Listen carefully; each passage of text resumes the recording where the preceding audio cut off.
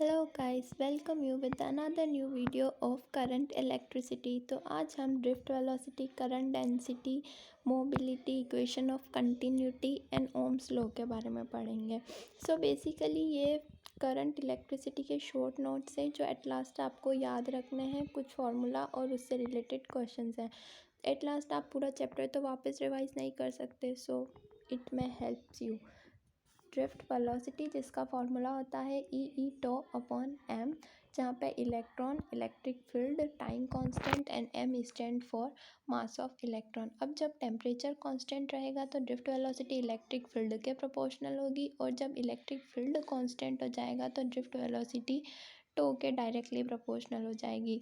Current का formula in we D की form में है NEAVD, करंट डेंसिटी I/A। अब अपन इक्वेशन ऑफ कंटिन्यूटी लगाएंगे, तब आपको याद रखना है कि इलेक्ट्रिक फील्ड, ड्रिफ्ट वेलोसिटी और current density cross section area के इन्वर्सली प्रोपोर्शनल होता है, जबकि करंट क्रॉस सेक्शन एरिया पे डिपेंड नहीं करती है।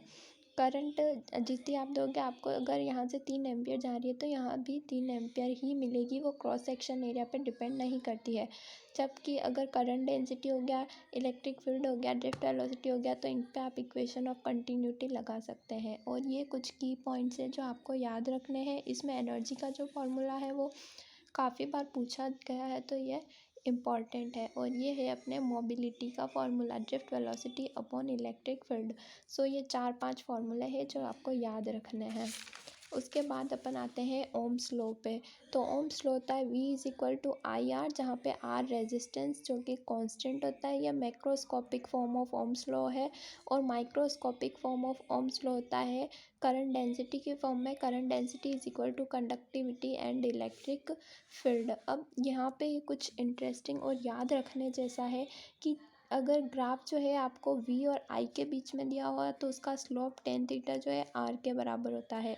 वहीं अगर I और V के बीच में दिया हुआ हो तो स्लोप tan थीटा 1/R के बीच में होता है। और ये कुछ रेजिस्टेंस के फॉर्मूला है। अब याद रखना कि रेजिस्टिविटी जो है वो नेचर पे और टेम्परेचर पे डिपेंड करती है, जबकि रेजिस्टेंस जो है वो इन दोनों के साथ साथ ज्योमेट्री पे भी डिपेंड करता है, जैसे उसका लेंथ, क्रॉस सेक्शन एरिया, इन सब पर।